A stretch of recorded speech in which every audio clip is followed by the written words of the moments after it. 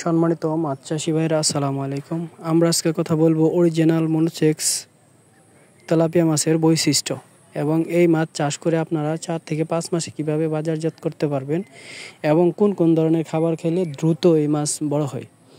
তো প্রিয় মাছ চাষি ভাইরা, মনোসেক্স তেলাপিয়া মাছ চাষের পূর্বে যে বিষয়গুলো আপনারা খুব ভালোভাবে লক্ষ্য করবেন সেগুলো হচ্ছে, আপনার মাছ চাষের পূর্বে ভালো মানের একটা পুকুর নির্বাচন করতে হবে, যেখানে রৌদ্রের আলো লাগে সর্বোচ্চ 8 ঘন্টা। এবং মাছ চাষের পূর্বে আরেকটা বিষয় খুবই ভালোভাবে লক্ষ্য করবেন এবং ভালোভাবে যাচাই বাছাই করে অরিজিনাল মনোসেক্স তেলাপিয়া মাছ কেনার চেষ্টা করবেন। আরেকটা বিষয় লক্ষ্য রাখবেন যে মাছ ছাড়ার পূর্বে এমন একটা পুকুর সিলেকশন করবেন যেখানে রৌদ্রের আলো লাগে 8 ঘন্টা, দিনে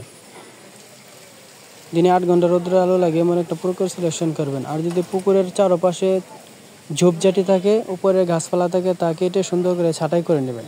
নেওয়ার পর ভালো মানের পানি আপনার পুকুরে ঢোকাবেন। ঢোকানোর পরে প্রতি শতাংশ হারে 50 গ্রাম ইউরিয়া, 50 গ্রাম লাল সার, 50 গ্রাম টিএসবি এগুলি দেওয়ার পরে আপনার ভালোভাবে পানি, খাদ্য, প্রোটিন বানানোর পরে আপনি মাছগুলো ছাড়বেন।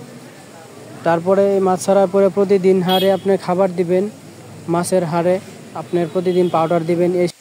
Asia, Mega, Fit, quality, nourish, এরকম বিভিন্ন কোয়ালিটির উন্নত মানের খাবার আছে।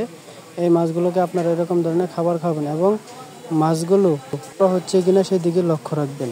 মাছগুলো কাউন্ট করে খাবার টাবার দিবেন।